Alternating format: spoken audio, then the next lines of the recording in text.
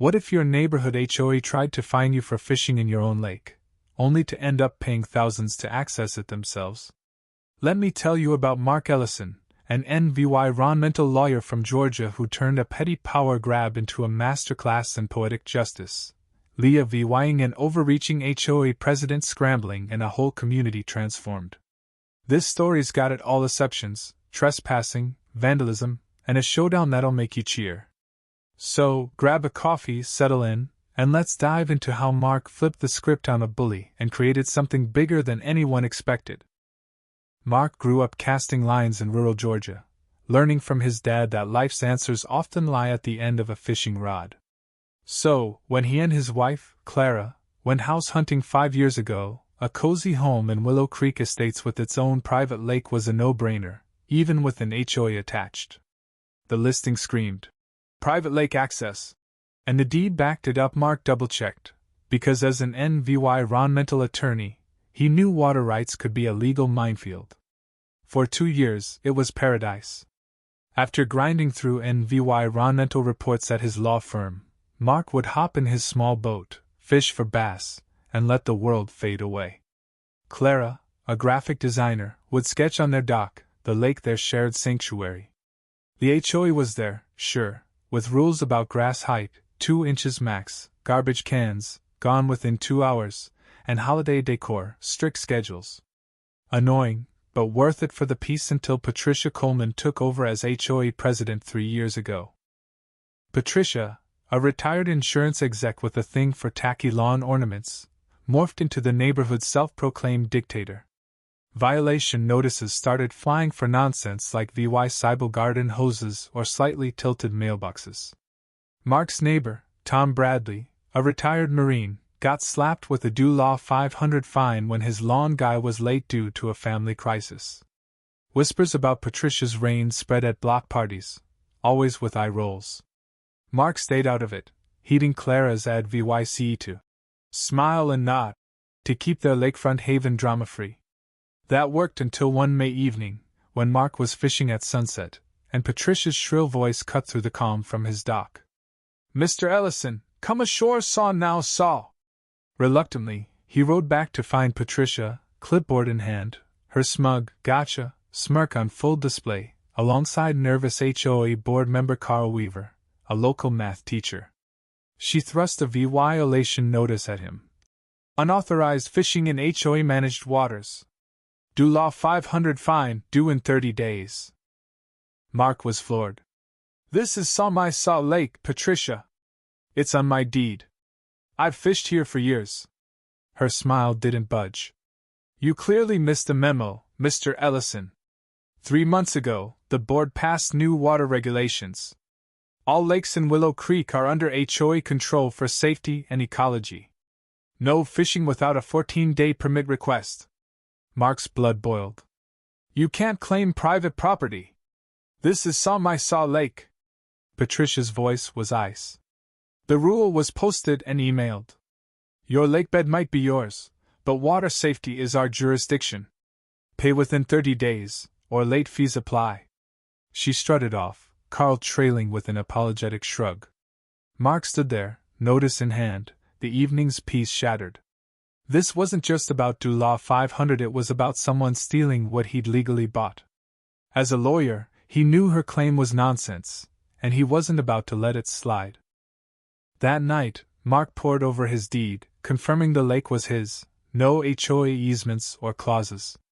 Patricia had picked the wrong guy to mess with. His expertise in water law made her overreach laughable.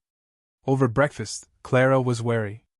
"DUI 500 is steep, but is it worth a war? You know how Patricia operates." Mark slid the deed across the table. "It's not the money.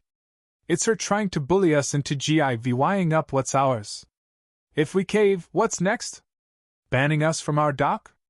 Clara nodded slowly. "Okay, counselor, what's the plan?" Mark grinned. "First, I'm hitting the county records office. Then, we'll see just how far I can take this." The county confirmed his ownership, no HOA claims, no loopholes. While there, a clerk mentioned the county's push for public green spaces, offering tax breaks for donated land. An idea sparked. On his way home, Mark stopped by the county environmental office to chat with his colleague, Ryan Torres, an environmental inspector. Over coffee, Mark spilled the story. Ryan's face darkened. HOAs like that always overplay their hand. But you're in luck, our Public Waters Initiative could be your ace. He explained how owners donating water features get big tax deductions, and the county turns them into maintained public spaces. Your lake could be a park, and the HOA? They'd pay access fees like anyone else. Mark's gears turned. Ryan set him up with Commissioner Laura Bennett, a lawyer passionate about public lands. Before going all in, Mark contested the fine, sending a letter with his deed and properties survey. The HOA responded with an emergency board meeting in VYT. The community clubhouse was packed unusual for these snoozefests. Patricia sat at the head, Carl and 3 other board members beside her.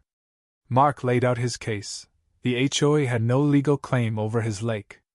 Patricia shot back. Our covenants allow water regulation for safety.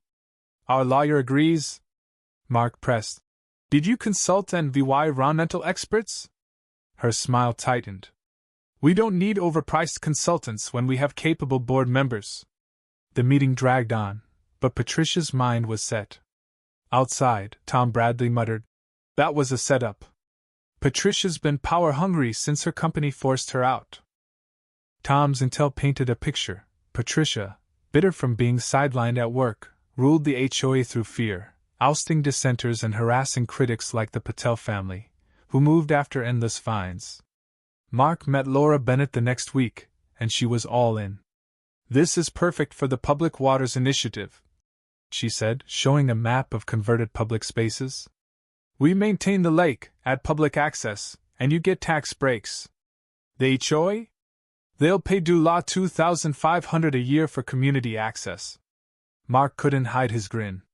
Laura added, "You get naming rights. It'll be Ellison Lake, with a plaque." This was no longer about a finite, it was about turning Patricia's power trip into a community win.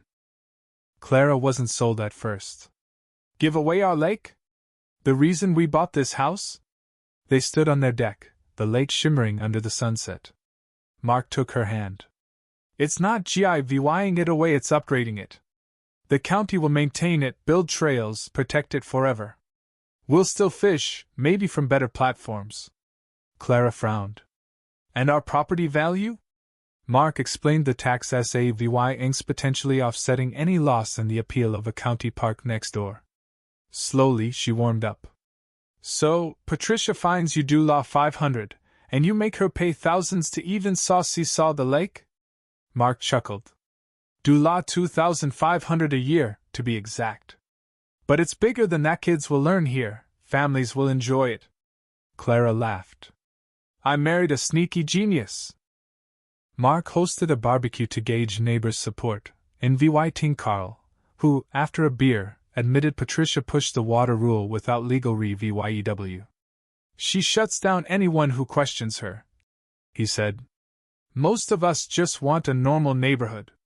Tom added that Patricia rigged elections with low turnout and intimidated board members. Mark finalized the donation with Laura and Ryan, keeping it quiet. The county planned fishing platforms, trails, and signs, with the HOA facing annual fees. Laura warned, "Once this hits the commission's agenda, it's public. Patricia might flip." Mark was ready. The night he signed the papers, the HOA's lawyer upped the fine to $1,000, threatening a lien. Mark forwarded it to Laura. Perfect timing.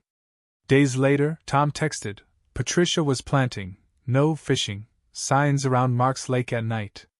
Photos showed her and Carl trespassing. Mark saved them, grinning. At the county commission meeting, the room buzzed. Mark presented his case, showing the trespassing photos. Laura and Ryan backed him with legal and ecological arguments. Patricia stormed in late, furious, claiming HOA authority. The chairman, a retired judge, shut her down. "Show me documentation of your jurisdiction." She couldn't. The commission voted unanimously to accept Ellison Lake Park. Patricia confronted Mark in the lobby, seething. "This isn't over, Ellison. You've made an enemy. He stayed cool. The lake's protected now, Patricia. That's what matters. Development began, signs came down, new ones went up, listing the due la 2,500 fee. Patricia tried rallying the HOA for a lawsuit, but their lawyer nixed it, citing the trespassing EVY Denke. At an emergency HOA meeting, residents revolted. Why should we pay for your saw mistake? One shouted. Carl moved to accept the park and re-VYEW rules, and in a stunning twist, a no-confidence vote ousted Patricia. Carl became interim president. Then Patricia snapped. Security cameras caught her vandalizing park signs with spray paint and a hammer. Deputies arrested her, and her husband, Edward, refused bail. She took a plea, fines and community service. Edward filed for divorce, MOVYing to Tennessee. Patricia sold their home and left for Florida, Leah VYing a note admitting her inappropriate methods. Under Carl, the HOA transformed, partnering with the county for $800 annual fees, no dues hike needed. Ellison Lake Park opened with trails, platforms, and a plaque honoring Mark's gift. Water quality soared, and kids flocked to educational programs. One morning, as Mark fished, Tom joined him. Heard Patricia's on a garden committee in Florida. No power, though. Mark smiled. Good for her. Tom cast his line. You changed this place, man. Not just the lake, the VYB. He was right. Neighbors now mingled freely, events thrived, and Carl's reasonable leadership cut petty rules. A year later, at a community fishing tournament, Mark watched families enjoy the park, reflecting on how a $500 fine sparked a revolution. Sometimes, standing up to a bully doesn't just win a fight, it builds a legacy.